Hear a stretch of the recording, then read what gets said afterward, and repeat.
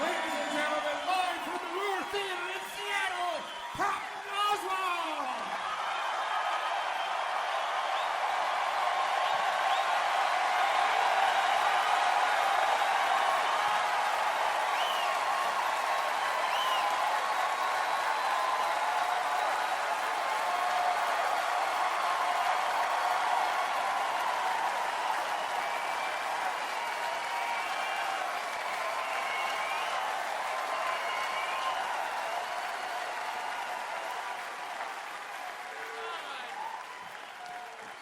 Nothing I'm going to say will live up to that. Stop it. Oh, man. Thank you. Thank you, Seattle. God. Oh, man. Oh. So I'm very happy to be here. Not as lucid as I would like to be, but I'm very happy. I wish someone, two things really quick.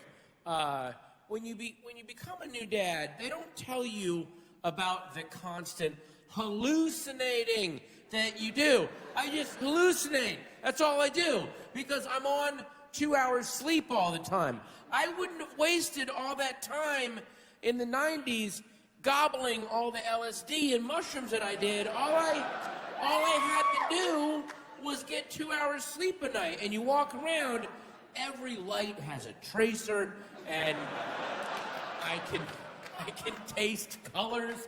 It's just nonstop. Oh, and also, I want to apologize to anybody that I ever made fun of for wearing sweatpants in public. I'm sorry. I'm sorry. I was wrong. You were right. They're a miracle. They're a miracle. I thought that the pinnacle of mankind would be Mars colony or teleportation. No, sweatpants. That was it. Sweatpants. We started with fire and the wheel and writing, agriculture, penicillin. Sweatpants, everything else, we're just on the downward slope. We did it. We're all done. And if you see somebody in sweatpants in public, they stink. They smell horrible. Nobody takes a shower, shampoos, shaves, brushes their teeth, and then puts sweatpants. At that point, they just go, oh, well, I may as well get dressed if I did all that. Why would I? Sweatpants are always pulled on over undeodorized flesh. It's all swamp ass and nut fog down here. It's an unbroken belt of stink. That's all it is. You can cut slices like a bundt cake and throw it at an attacker. Just, oh, hot mayonnaise. I was driving around one day. I was doing my daddy errands. I had my sweatpants on. And I'm in my car, and I was thinking, my wife's been cooped up all day. I bet she wants some magazines, to read. So I pull up to this newsstand. I don't put any money in the meter. I pull up, I jump out, grab a lot of magazines. I turn around. There's a guy about to write a ticket on my car. And usually when you talk your way out of a ticket, you try to add a little drama and poetry. You ramp up a little bit, make it sound real. No, I'm in blurt mode. All I can do, I've got a fourth of a brain cell firing. I can form the beginning of a thought, and then it falls out of my skull. That's the best I can do. So I walk up. Here's my attempt to talk my way out of a ticket. Ready? Please don't put a ticket on my car. There it is. There's my shot. I may as well have just walked up and went, don't want this. That would have been just as effective as what I said. No! So the guy, he looks at me, and for half a second, he's terrified. I'm not a scary guy. I should have mentioned I was wearing sweatpants and a T-shirt, and they were the same color. So I didn't even look like a Dr. Seuss drawing. I looked like a Dr. Seuss rough sketch that he did. where he's in a bar one night, some young girl's icing him out. He's like, give me a napkin, goddammit. Show you who you're talking to. Yeah. Yeah, see? I made your childhood magical.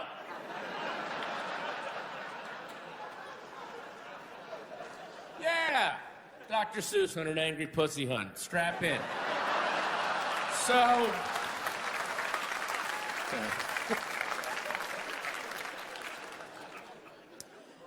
So he's terrified for half a second, then he's furious. The way that, I don't know if anyone here has ever been frightened by a moth. He gets frightened by a spider or a hornet, you go, that scared the crap out of me. That was a spider. A moth scares you, your reaction is, oh God, oh, that thing is gonna die. There's no way, I'm not reaching the end of my life. I didn't take care of a moth. No way. So now he's got to kill the moth and regain his manhood, and he screams to me, why didn't you put any money in these meters? And I said, because I thought I could buy... I'm shaking a bag of magazines at him now. I thought I could buy my magazines and drive away before you showed up.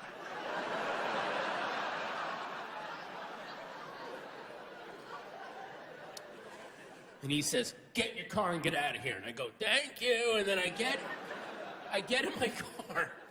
I'm about to drive away, and he leans into my window and says, let me explain something to you. We don't have time to pull over and check every one of these meters. You understand?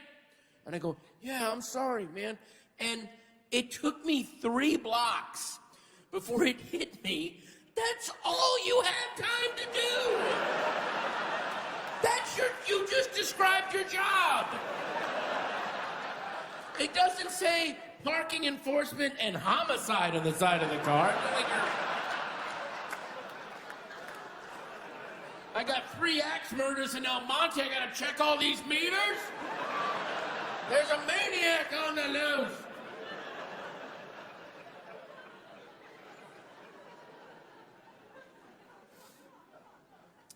I want my daughter to grow up smart, but now I don't know how smart I want her to be. There just seems to be a connection to me, and maybe I'm wrong about this. I haven't really read any statistics, but there does seem to be a connection between really smart, really young, and then crazy later on. There just seems like my brother-in-law babysits these 2 kids in Chicago, and they're 2 years old, and they're prodigies. Their mom is a physicist, and the dad plays multiple instruments in an orchestra, and the kids are brilliant. They're 2 years old. They speak languages. They do advanced math. They play instruments. They're prodigies. They're in diapers. They're in diapers, and they do all that stuff. So one time, my brother-in-law's babysitting, and one of the kids had an accident in his diapers. So my brother-in-law said, oh, do I got to change your diapers? And the little kid said, diaper.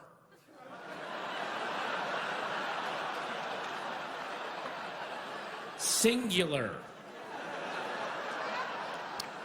Yes, that's really smart. That's also the confidence of a serial killer. If you are shitting your pants and then correcting people's grammar, you're just neck deep in the crazy pool, aren't you? What?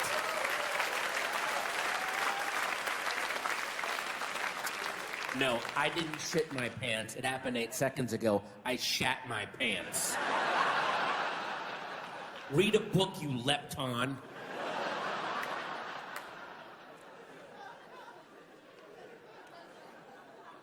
Then, my parents come by, visit the new baby. And look, the main reason that they're there is to visit and see their grandchild. That's the main reason. But they're also there to defend how they raised me. That's one of the other things on the agenda. And by the way, your parents loved you, and they completely screwed up. They loved you, they had horrible information, they did the best they could, they screwed everything up. I'm screwing everything up, I'm sure I'll find out in 40 years, but I'm reading the latest books, and I'm sure they're all wrong. I'm trying. So my mom visits, and baby needs a nap. Put the baby in her bassinet, and my mom said, oh, you put her on her back. I was like, yeah, there's a thing now. It's called back to sleep. Put them on their back. It prevents crib death. My mom said, you and your brother slept face down every night. You turned out fine.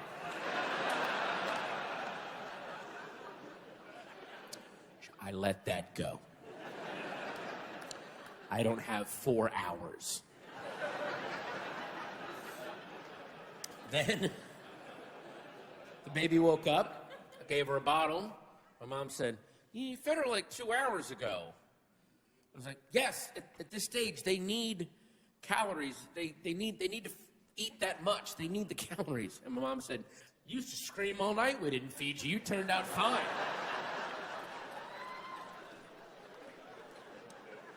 At that point, I wanted to say, I didn't turn out fine. I'm a fat comedian with OCD. I get up in front of strangers and talk about my dick. This is not good parenting. He's like, that really? Is that what he does? Look, I know that the bellwether for bad parenting is the stripper, but I put it to you, a comedian is way worse than a stripper. Stripper goes on stage, shows you her tits and her pussy, and you give her money, as well you should. That is a warm, neighborly thing to do. Comedian goes on stage, keeps his clothes on, talks about his genitals. How crazy would you think a stripper was if she came out and did that? Came out fully clothed. Guys, let me tell you about my vagina for the duration of this REO Speedwagon song. You're definitely gonna want to hear all about this. Get your dollar bills out. This is well worth your time. Like, wow, her dad must have fucked her in a Garfield mask. That is not. Woo. That is not good. Yeah, fucking the daughter in a Garfield mask. Yeah.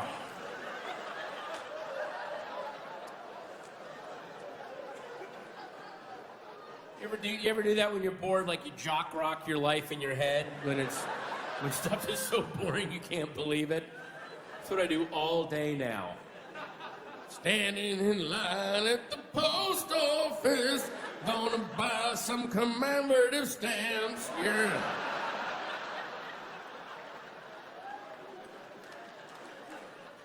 Eating the sleeve of saltines in my underwear, watching Carlito's Way. Come on. Yeah.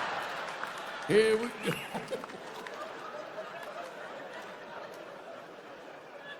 Jerking off to internet porn in my office when I should teach my daughter to read. Yeah. Oh, yeah.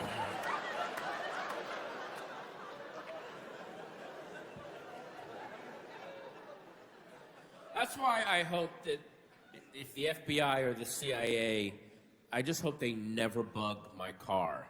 Put a microphone in my house, my office, I don't care. Don't bug my car.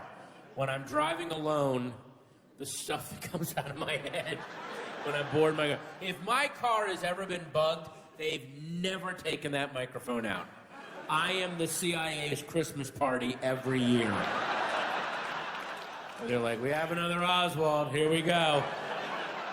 Just hours of me just sitting there going, I said to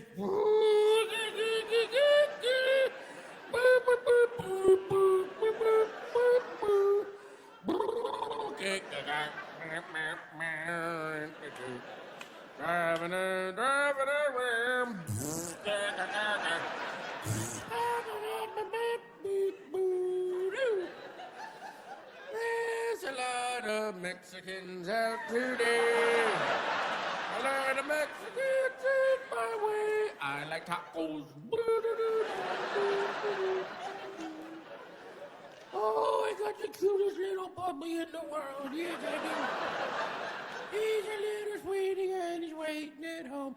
And he's got a bed and play with a bone. Send an APB to the Burbank cops. There's a thief made of cinnamon and lemon drops. He's covered in fur from his nose to his feet. He's a crazy kisser man that loves Lincoln Street.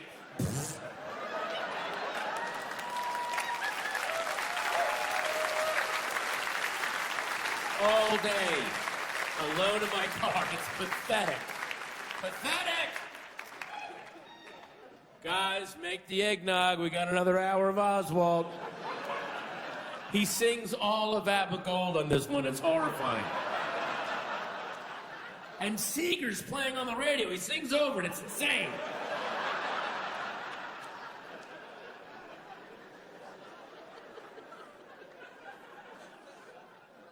I got offered to go audition for a romantic comedy, and they wanted me to audition for the part of the gay best friend, which...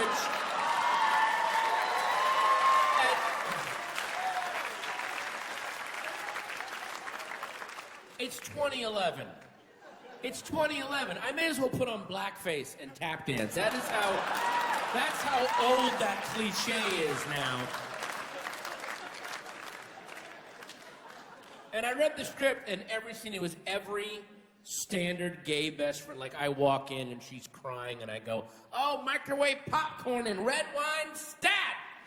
So, pointless. Now, I have a lot of gay friends, and a lot of my gay friends are idiots, just like my straight friends. But in every movie, all gay characters are these magical, intelligent quip machines, which, if you're gay, has got to feel really dehumanizing after a while. So I said, look, I will audition if, and then they heard my conditions and went, you're not doing this. I went, if I get the part, I want to play the guy really dumb. I want to be the first dumb gay best friend in the history of cinema. Like, I'll keep all the gay best friend rhythms. I just don't want to have anything helpful or intelligent to say. So every scene, I would just walk in and like, I've seen that look before, sweetie. You want to,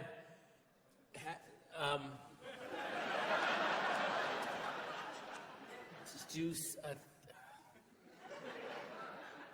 something with his cock, I guess. I don't know. Fuck, I'm tired. You and your two friends, when the three of you get together, you guys are like the...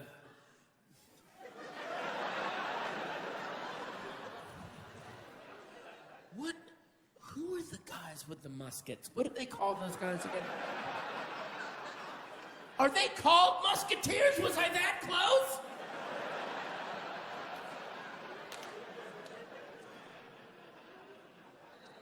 And I could not tell you the title of this movie if you put a gun to my face. It was, every romantic comedy should just be called Trying to Fuck. This week...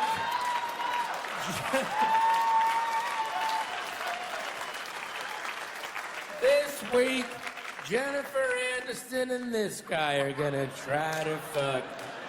Next week, Jennifer Aniston and another guy are gonna try to fuck. Will they fuck? Probably.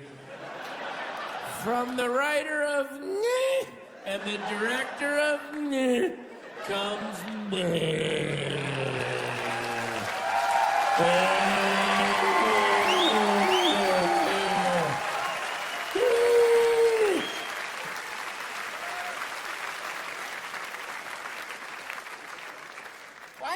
Why do they make trailers for Jennifer Aniston movies? They always make a set amount of money. What do they care? I would actually go see a Jennifer Aniston movie if she did a trailer and the whole trailer is 1 minute of a monkey shitting. That's the whole trailer. That's all it is. It just says this Christmas, Jennifer Aniston, and then there's a monkey in a Napoleon hat, and he's just for 1 minute, non-stop, just, and not even like healthy turds either. That weird, like intermittent diarrhea spray, like it clearly hurts, like the monkey's angry about it. So it's just like this, like the monkey wants to punch his own ass. He's angry at his own ass for shitting the way it's shitting. So this, Jennifer Aniston. Like, wow, we should go see that. Oh my God, what is that about? That's awesome. There better be more than 1 minute of that monkey shitting, though. That monkey better shit for 5 minutes.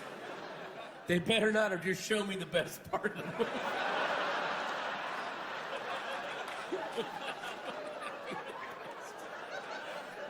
Like, then we go, there we go, we gotta put the sizzle reel out there. Hook the people in. Where's the angry monkey shit?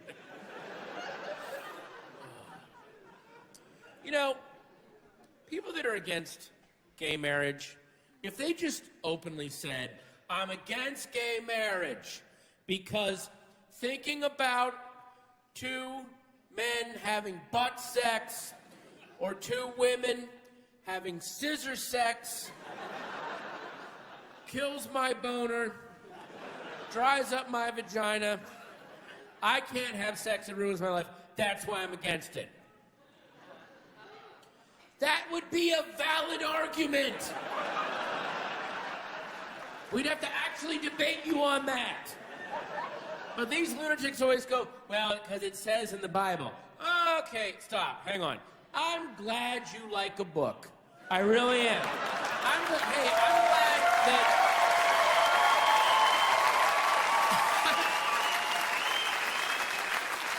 At this point, I'm glad anybody's reading anything. And I'm not even putting it in the Bible. The Bible is terrific. Give it a read. It's got monsters and adventures and hey, if you like torture porn, check out the Old Testament. Oh, man. Any Saw fans out there? Woo! Get the Old Testament. But just because you like something in a book doesn't mean you can have the thing you like in the book happen in real life. That's what crazy people want.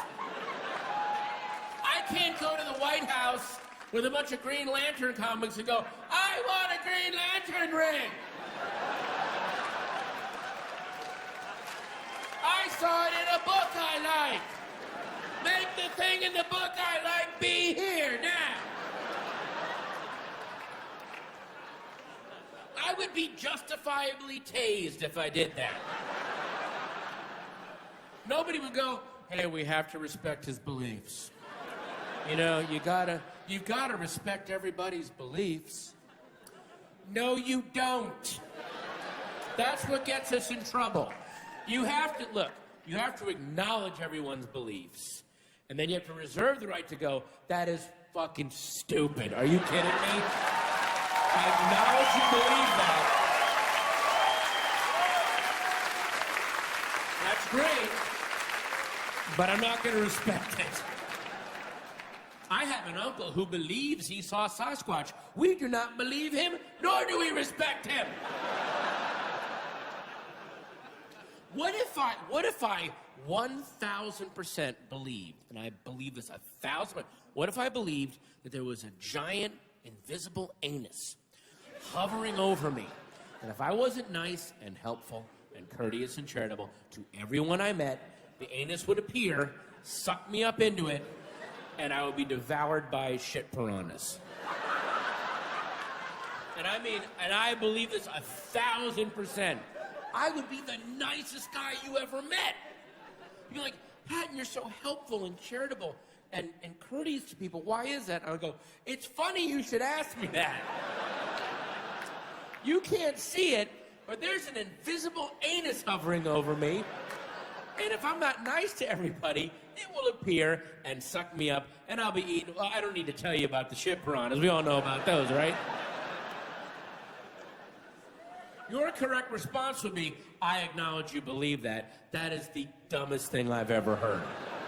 Please do not stop believing in the dumbest thing I've ever heard. because you're actually helping people out with your craziness. Don't stop believing in that stuff, please. I beg you.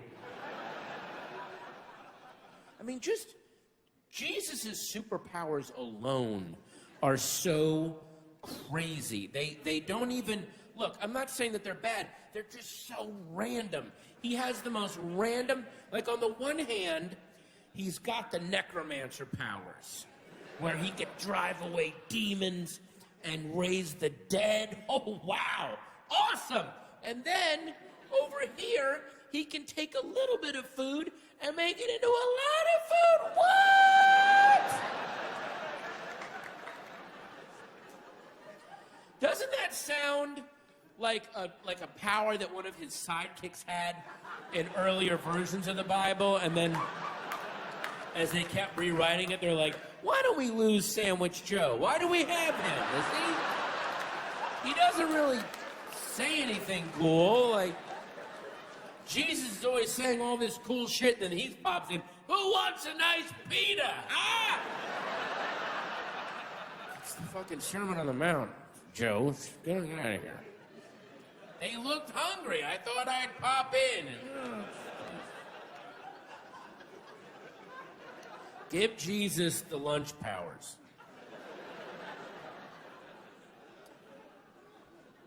See, it's Jesus' wisdom and humility that would keep him out of the good superhero teams. If he ever came back, he wouldn't just go to the X-Men and say, guys, I can raise the dead. So you keep me at the mansion, someone dies, bring him back, boom, I put him right back in the game. They'd be like, wow, you're hired. Thanks, Jesus. Let's go get you a cool leather uniform, man. Are you married to the beard? All right, no, that's cool.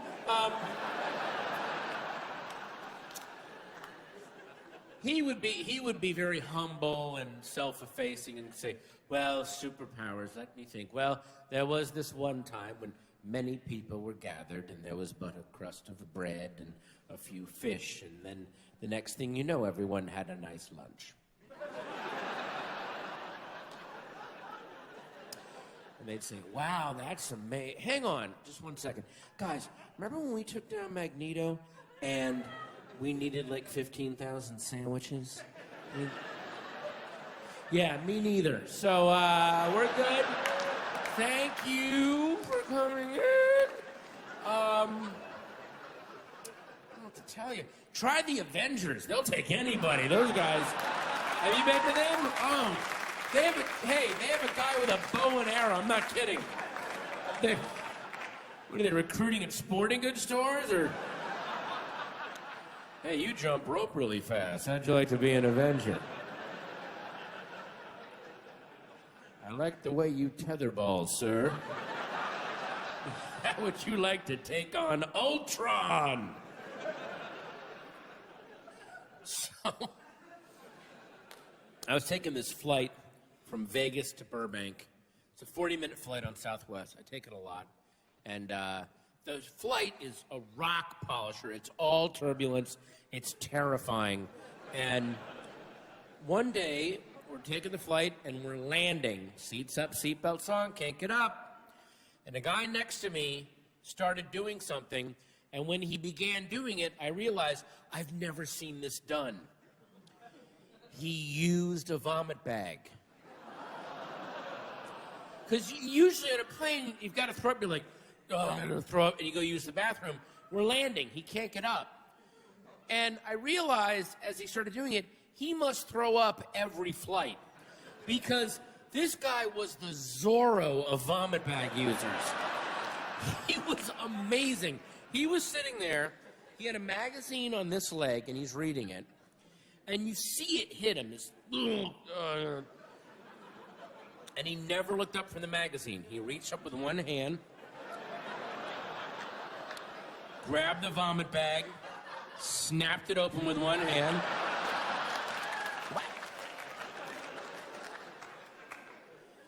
fitted it over his mouth, made a soundproof seal.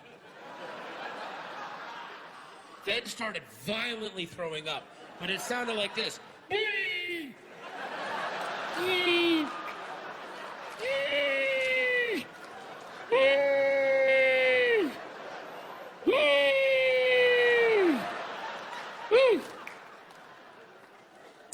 finished, took it away from his mouth and wiped his lips as he did it. Oh, amazing.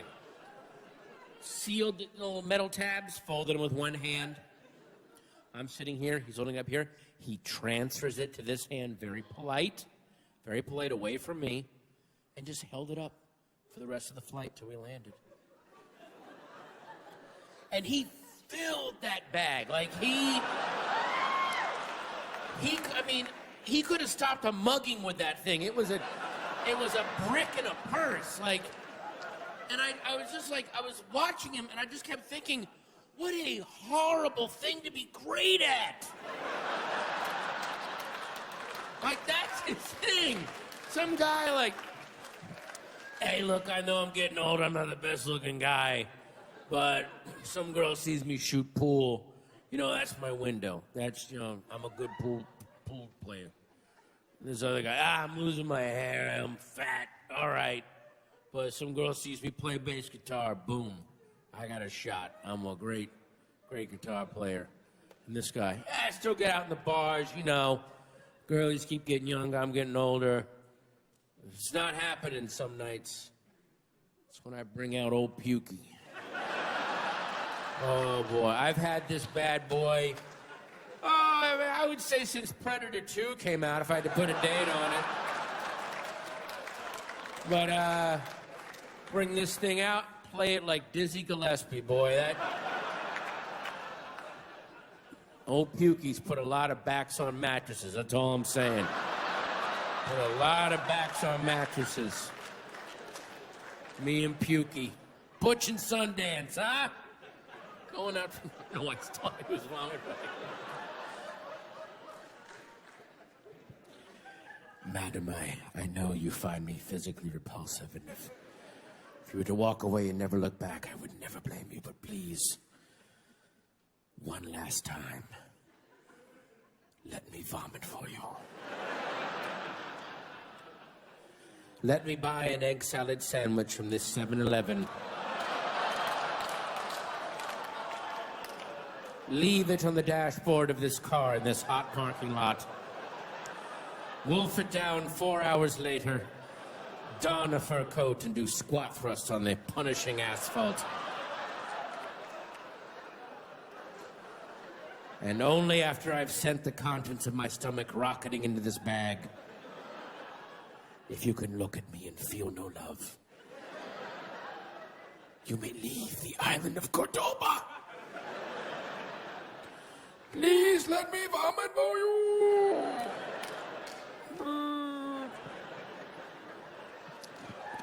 I hope so.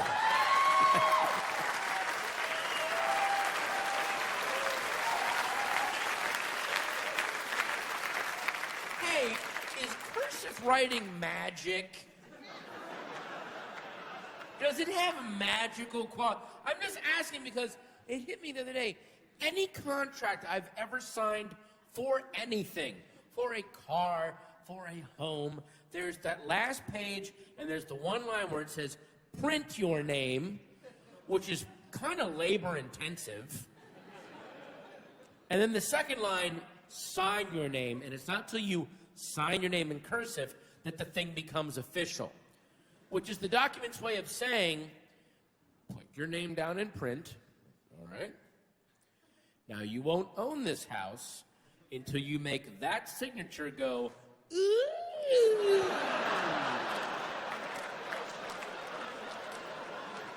What? Who the fuck invented that? It's like a bad magic spell. I see P-A-T-T, but can't the P go, wee?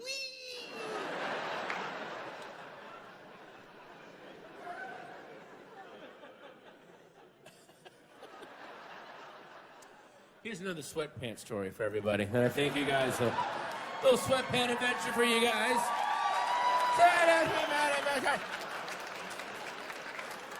I was out shopping, grocery shopping.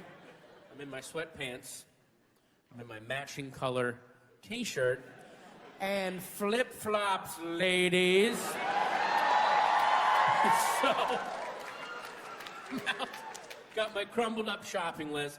and I'm staggering around. I gotta buy 'em. And our supermarket has a deli counter where you can walk up and they'll cut you up a pound of ham, turkey, cheese, anything you want. Cut it up fresh. Boom, off you go. But then to save everybody time, they will pre-cut 1 pound things of ham, turkey, cheese, so you can walk up and go, I'll get 2 cheeses, I'll get a ham, and boom, you're on your way. So I'm staggering up to the counter with my list, and I vaguely see that the next guy in line is this morbidly obese guy. Huge. And he's the next guy in line at the counter, and he's blocking part of the counter. And what I can't see is there's only one 1 pound thing of pre-cut ham in the ham bin. There's only one left. I can't see that. All I hear as I approach him is him say, I want all the ham.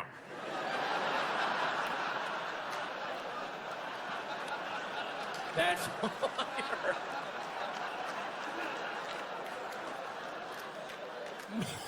Meaning he just wants that one thing. But I immediately ran away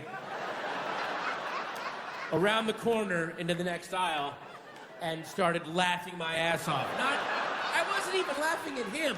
I was thinking of the guy at the deli counters going, go, here we go. And then like, Eye of the Tiger starts up, like, he's doing it. It's happening. Then I thought, what if a third party witnessed that? What if a third person was 20 yards away and all they see is a guy dressed like me with a crumpled piece of paper, and he's approaching this morbidly obese guy at a deli counter, and just as he gets there, the morbidly obese guy goes, I want all the ham. And the guy with the paper goes, oh shit, and then runs away.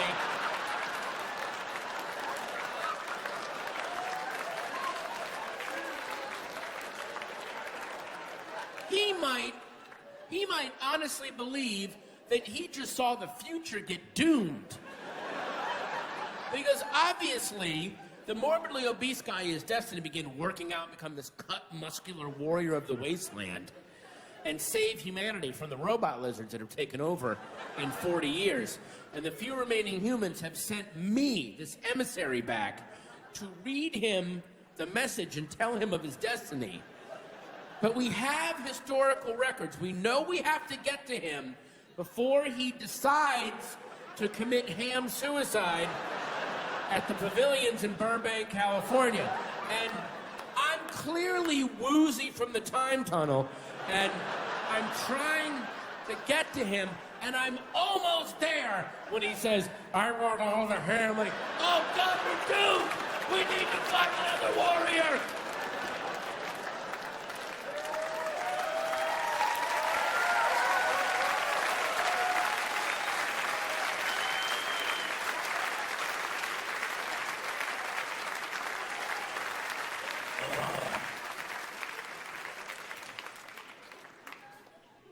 I was in Minneapolis, and I was talking to somebody, and they lived in a nearby town where not only is there the factory that makes Spam, I think it's the Hormel factory, but next to the factory itself is the official Spam Museum, the Museum of the History of Spam.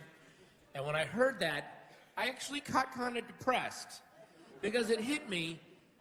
The only people who have ever visited the Spam Museum, hipster douchebags, and that's it. Those are the only people that have ever gone there.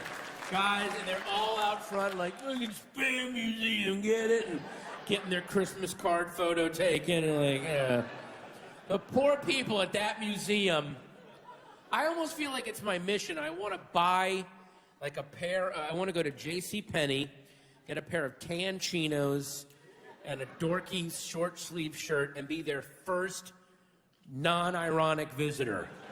Be their first sincere visitor where I just show up and go, I enjoy the Spam meat product and I would love to hear its history and visit your museum.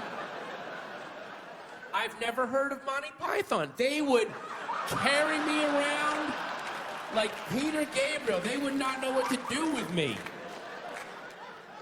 Like, oh my God, somebody who's not wearing a fucking Arcade Fire shirt. This is awesome. I don't know what to do with this guy.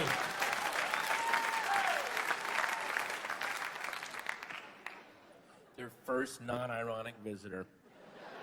And I'd leave and go, thank you very much. I have to go visit the Pabst Blue Ribbon Brewery and be the first guy that doesn't have mutton chops posing out front.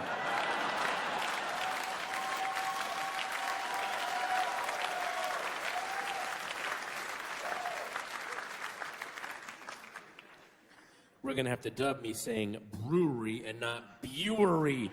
Did you fucking hear that? Gotta go visit the brewery.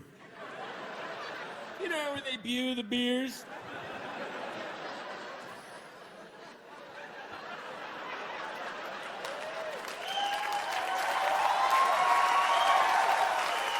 Yeah, that's where they brew the beers. They gotta go see them brew them.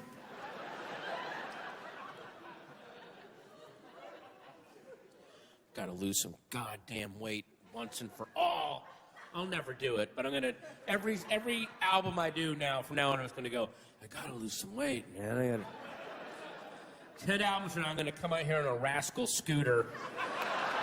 I gotta lose some weight. This time I'm gonna do it.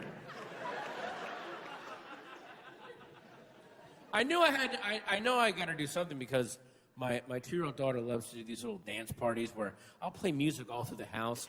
And it's not like that kiddie stuff either. It's whatever I'm listening to. She loves it. Pixies and Beatles, doesn't matter. And she'll dance. She likes to wee, does a little dance. And I'll go, yeah, dance party. And we'll start dancing. And she's a rocket. She can just dance forever. And I'm good for 90 seconds. I'll be like, yeah. And then I got to go, just keep dancing. There you go. And I'll lean against the wall. It's almost like, I don't know if anyone remembers when Axl Rose came out on the VMAs a few years ago for the Guns N' Roses reunion. And Axl Rose was a slinky, serpenty rock god. And then after kind of kicking everyone out of the band, he sort of gained the equivalent of Duff McKagan. Like he basically put on one of his other band members in weight equivalent, and he made the mistake, they had, his microphone was out in the middle of the stage, but he made the mistake of running from the edge of the stage all the way out to the center mic to start singing Welcome to the Jungle, remember that?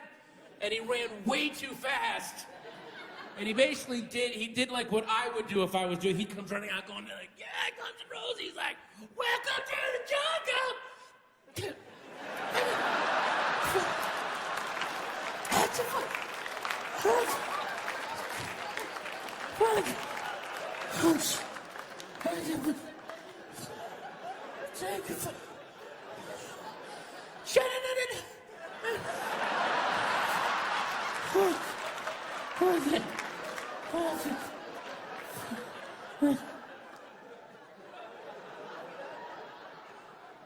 But then I'll take my daughter to these, we go to this music together class in this place called Wallaby where she plays, and they'll play music and the kids will dance, and my daughter will dance hard for 90 seconds, yay! And then she'll go and lean against the wall, not winded. She just thinks that's what dancing is. Dancing is you go like this, and then you go. I'm dancing no, sweetie, you can probably keep dancing. You're not sweating all of a sudden. And I bet your left arm doesn't hurt. And I bet you don't smell burnt toast.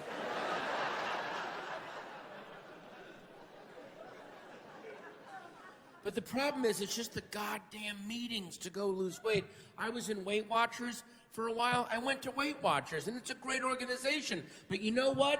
Carbs and sugar doesn't have a William S. Burroughs or a Keith Richards. We don't have all my alcoholic, drug addict friends. Their meetings are awesome and dark and compelling. Yeah, I T-boned a school bus and I had to flee to Mexico. And then that's when I'm like, wow. And all the Weight Watchers meetings were, well, number one, I had Doritos for breakfast again. And, but I decided to forgive myself and I put it in my points counter. And then I went to a friend's pool party and I said, damn it, I'm gonna swim. And I got in the pool and it doesn't matter how I look. And I was very cool with myself, but they had pie. And I realized I subconsciously cut a huge slice of pie and left it beside the pool so I could swim up to it and take a bite every now and then. And I said, hey, I'm swimming towards pie.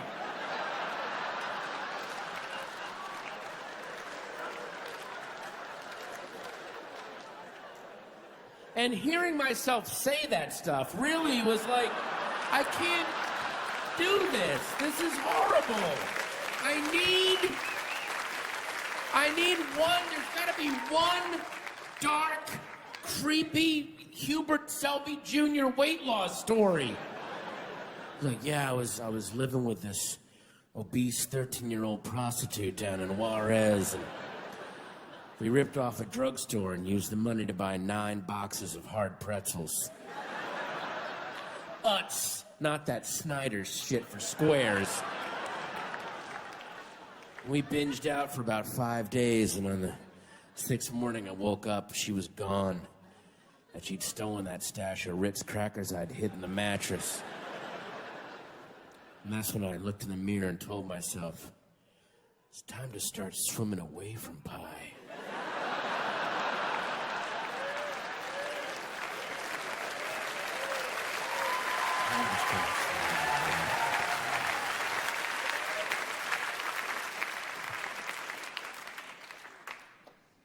The circus is in town. You know, we've gotten rid of slavery, child labor. How in the hell do we still have the circus? Honestly. The circus, which, look, I'm sure, I don't know when they invented the circus, in 1 AD. I'm sure back then, when there was nothing else to do except be afraid of the sun, yeah, the circus was great. But imagine pitching the circus now as an entertainment destination. Hey, I got this great idea for families and kids. You gotta hear this, man. You're gonna love this. We're gonna put up a tent on the outskirts of town, and we're gonna fill it with depressed animals. Walking slow. Did I say walking? I meant trudging. Trudging counterclockwise in an oval.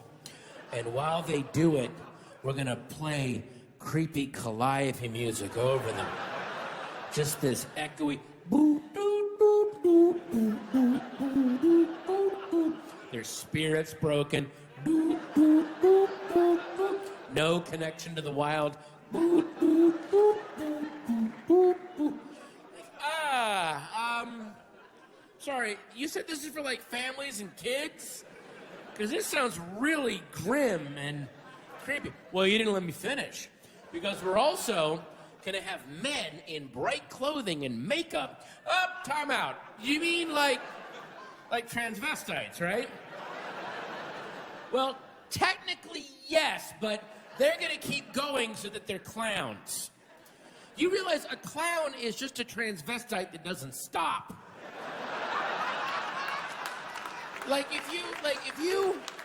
If you saw a guy in lipstick and eyeshadow, you'd be like, Timmy, leave him alone. That's his own thing. And the guy's like, oh no, hang on. Like, oh, Timmy, he's a wonderful clown. Get over there. I didn't know you'd use a whole tube of lipstick on one cheek. Please, entertain my child. Run at him out of the darkness. He'll love it.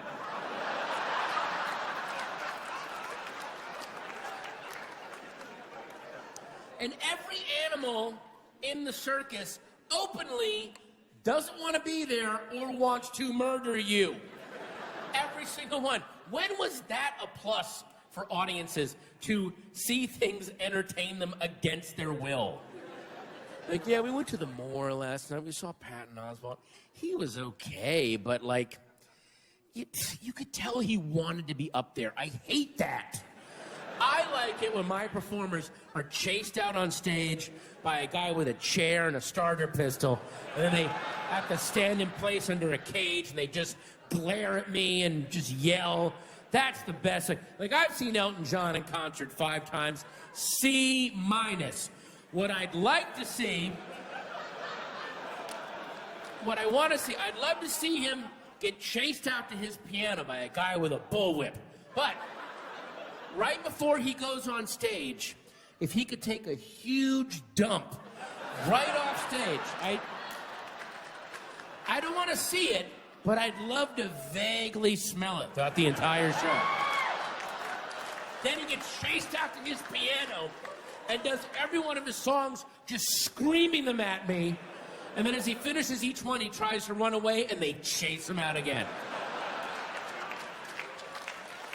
So the whole concert is like, how wonderful life is with you in the...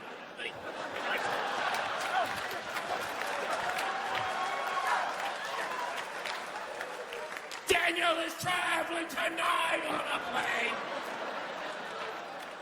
That's the magic of the circus.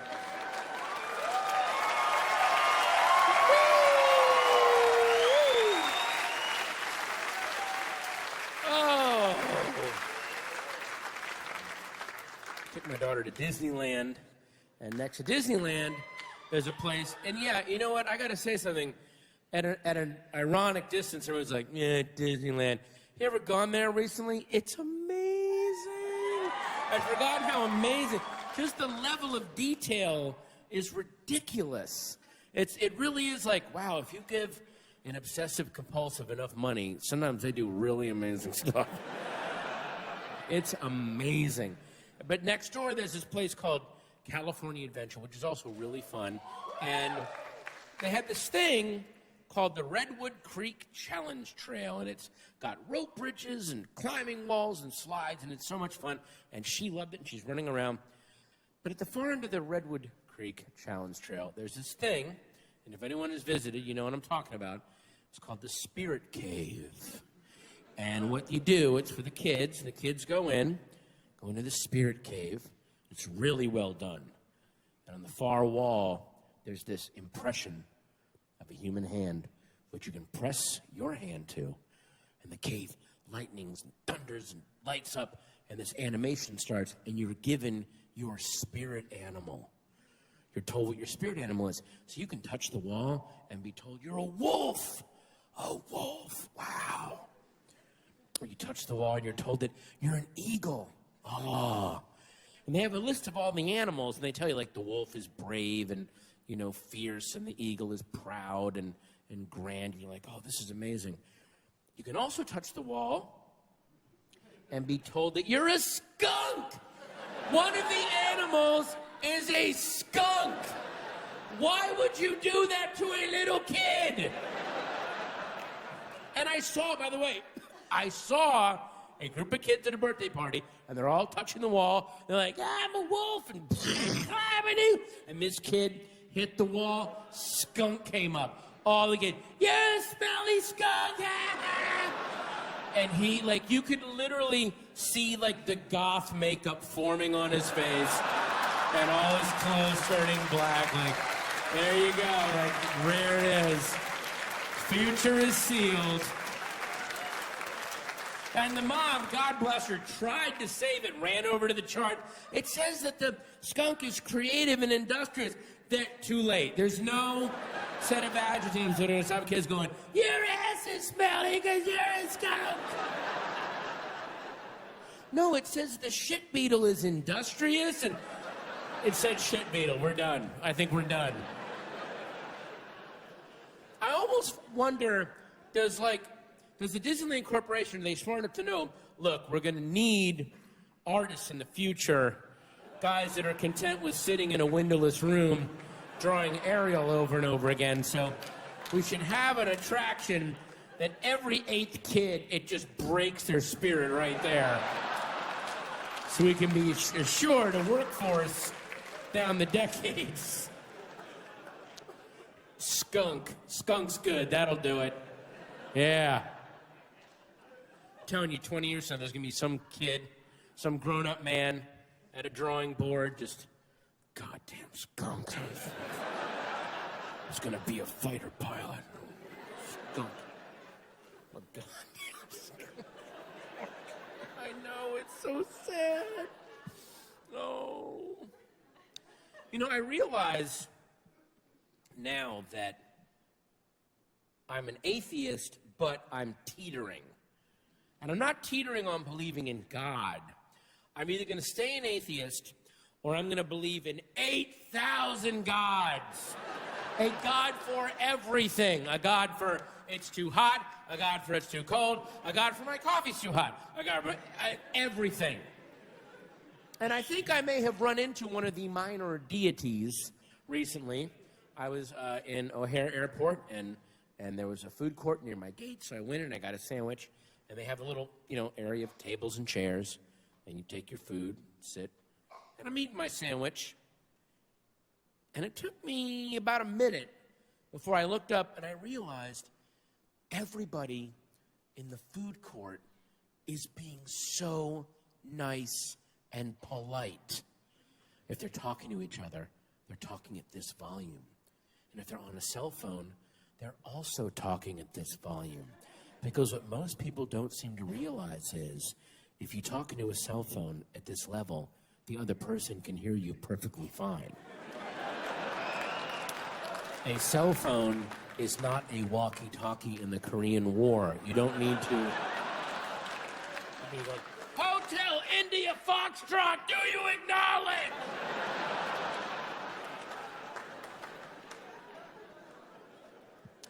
People would finish eating, they would take the uneaten part of their food, put it back in their bag, tie the bag up, save a napkin, give the table a courtesy wipe. A courtesy wipe! They put their chairs back in before they left. And I'm watching all this, and I'm thinking, we're going to make it. We're going to make it as a species. And as if the universe heard my thoughts, it sent this guy, and look, there's all kinds of ways to get fat. I'm getting fat in my way, you're getting fat in your way, or not. But this guy had gotten tragic avalanche fat. It had all slid down here and smothered an alpine village, and it was just this pool of fat. And he came in, he had a cheeseburger in a bag, and he walked up to the table. And by the way, when I say walked to his table, I meant he didn't fall down 30 times in a row. So it was just like this, whoop, whoop, oh! And gets to his table, kind of aims himself over his own chair because his knees have long ago turned to powder. They're gone. So he aims himself, and he's got the cheeseburger, and he dropped the cheeseburger and himself at the same time. It was like this, blah! It's like one of those Galileo gravity experiments. It's like, blah! They both hit. Cheeseburger, me! Gets the cheeseburger out of the bag, throws the bag on the floor, gets the wrapper off, eats the cheeseburger, and when I say eats, I mean he went, get there! He just took 3 bites. Basically, he disassembled it into 3 different pieces and refit it whole into his mouth. It was like, I solved the puzzle! Then he gives it like a half a chew, and now it's time to swallow, and you could see his neck muscles are just, please, God, don't do it. They're sending every pain signal they can think of into his brain. They're making up, they're like, eaten by a shark, send it, see if it'll stop him. And he grips the edge of the table and he just gets this thing down, and you could see it like fall into this subterranean lake of melted cheese and Mr. Pibb, just like sploosh. And then he like wipes his face with the wrapper, and then leaves. And he left like this. This is how he left his table. He was just like this.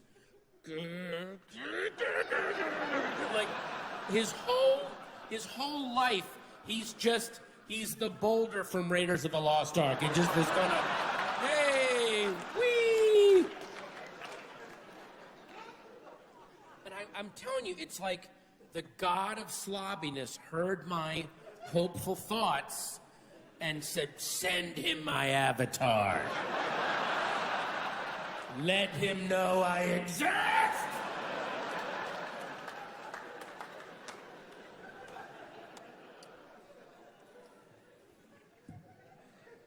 Oh, I got some Ambien waiting back in the room. Woo, party! That's the one drug I could see becoming very addicted to. I gotta be really careful. Ambien is amazing because it puts you to sleep, which is fine. But the amazing thing about Ambien is that half hour before you go to sleep. If anyone's ever taken it, you know that as you're falling asleep, I don't know what it is in that drug. It feels like you're about to get the most glorious flu that anyone's ever gotten. Not in a gross, sick way. That kind of flu that comes from the exhaustion that is brought on by crushing all your enemies, achieving all your goals, setting the world right, knowing your legacy is secure. You're like, I can just lay in this bed and just fade. Oh, this is awesome. I won! Like, it gives you this. God forbid they ever invent a suicide pill, because if they can invent a pill that convinces you as you're dying that you're my legacy is secure. And then the next day at the Burger King, we need another manager. I don't know what he's going to do. He killed himself last night. He's terrible.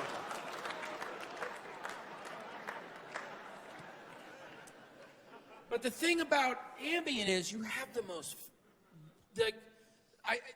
the dreams you have on Ambien, and they're not nightmares, but they're so creepy and nonsensical and bizarre. Do you know what I'm talking about? The weird Ambien dreams that you get? Here's what I think happens is, I think when you fall asleep, you enter this vestibule, and there's about a dozen doors, and every night one door opens, and one dream theater troupe comes tumbling out. The nightmare group comes out. Oh, it's the clown with chainsaws for tits. Hello, we'll be your nightmare. Or it's the having sex with someone famous. Ladies and gentlemen, Miss Scarlett Johansson. Here we go. Or it's the naked at school dream. Or it's the, I got to go take this test that I haven't studied for. All those classic ones. You take Ambien, go in the vestibule, all the doors open up. And all the groups come out, and they're like, I thought he was having a nightmare. What the hell? Is he on Ambien again? Idiot. All right, you know what? Fuck it. Put Scarlett Johansson's face on the chainsaw-titted clown. And he'll be on a plane that's crashing, and it's late for a calculus test. And he's naked. He's naked. Do the whole thing.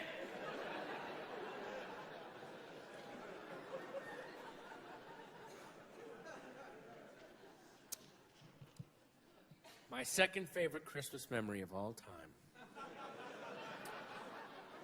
happened in Los Angeles. Los Angeles at Christmas time is beautiful. It is beautiful. You know why? Everybody leaves. The city just empties out. There's no traffic. It's quiet. It's like I Am Legend, but you can get a sandwich. It's perfect. It was Christmas Eve, 1996. And what movie had just opened up? Jerry Maguire. Yeah, 1996. My brother and I are drinking at a bar off of Hollywood Boulevard. 8 o'clock rolls around. We are wasted. And my brother goes, hey, we should go see a movie. And I say, capital ID, old sport, vomit.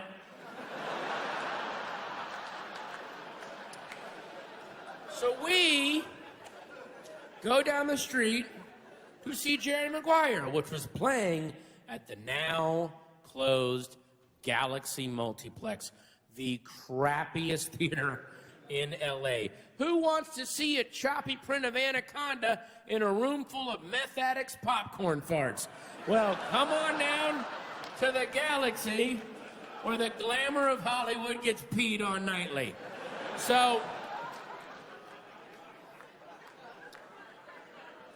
we see Jerry Maguire's playing. I'm like, I love Cameron Crowe. Matt, let's go see Jerry Maguire. My brother goes, all right. So we go in. It's my brother and I. We're sitting together. And then there's 8 other people all by themselves. They're alone on Christmas Eve. And maybe they were thinking, I'll go see this Tom Cruise movie. Get a little glimmer of hope. A little beacon of optimism for the new year. Who knows? So we're watching the movie. I kind of liked it. No, I thought it was pretty good. I liked that movie. My brother, unbeknownst to me, fucking hated it. And I mean, he is sitting there grinding his molars, didn't make a peep, just sat there, just didn't say anything to the very end of the movie. There's that final scene when Tom Cruise comes running back to Renee Zellweger. Remember that? He gives that whole beautiful speech about, I wanted to be with my wife, and I love you, and all this thing. And then she goes, you had me at hello. And it's really, now, watch the scene again. In the middle of Tom Cruise's speech, there's this sudden dramatic pull into his face. And there's tears in his eyes. And he says, we live in a cynical world. And that's when my brother went, fuck you! Oh my God! Oh my God! That is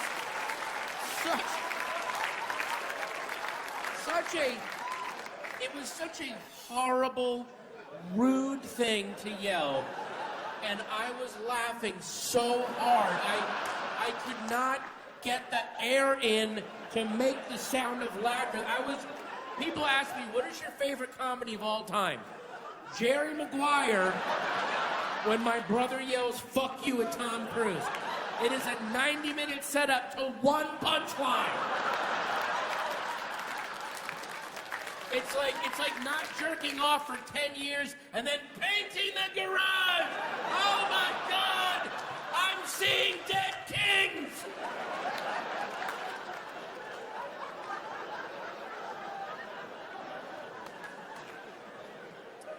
You know, I live in Los Angeles, and for a long time I was very ambivalent about living in LA, and I realized it was because of all of my New York friends. They are the ones who put it into my head, oh, you live in this shallow, plastic, sellout town. You gotta move to New York. That's where it really happens, man. You gotta move to New York. So last year, I moved to New York. I lived in New York for a month. And now I know why all of my New York friends want me to move there. They want another warm body between them and the constant spray of shit and horror that you're just subjected to. And by the way, New York is a great place to visit. Don't get me wrong. But you live there full time. It turns your skull into a cage and your brain into a rat. And the city is just a stick poking the rat all day. And you literally get to the point where you're like, I want someone to be sad, and I want to know that I'm responsible.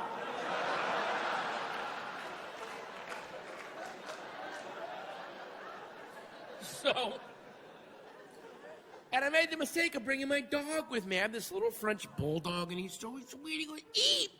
And we live in the suburbs. It's quiet. He goes on walks. He's calm. He poos. He pees. He's happy.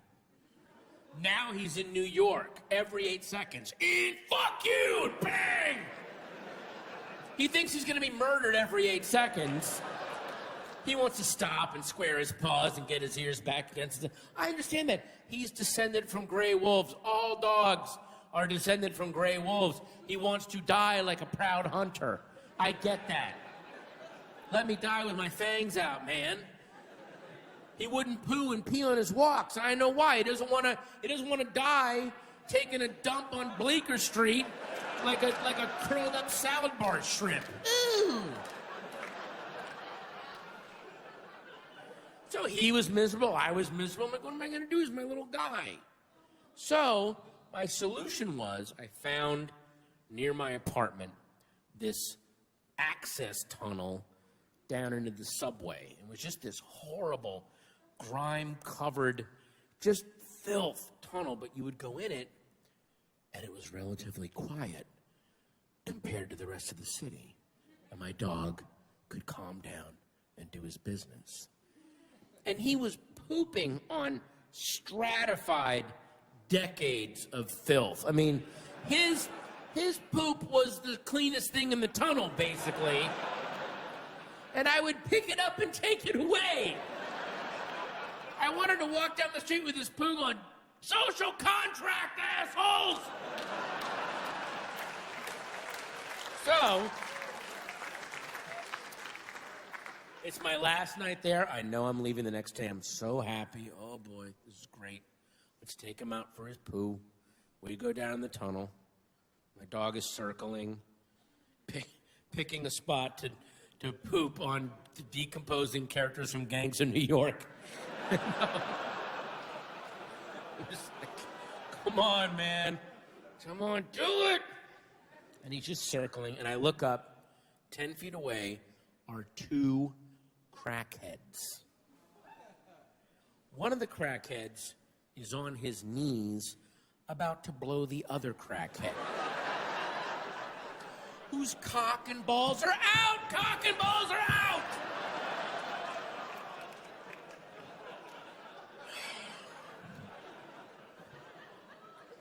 I assume this is being done in exchange for crack.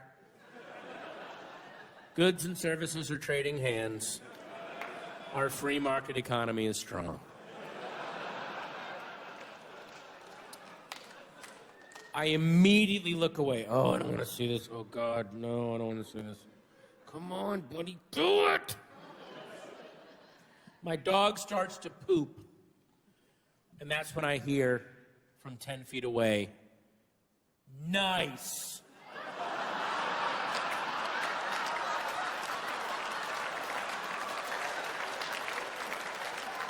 Really nice. I wanted to go, I'm sorry, am I ruining this romantic George Gershwin moment in the summer twilight of Manhattan? Which I said none of that, by the way. I just kept my head down. Please finish, please. He finished and picked up his poo. I fled. In my head, I'm thinking, I've got to get out of this hellhole city. I hate it here so much. But then I realized me and my dog were part of that crackhead's conversation later on about his horrible night out.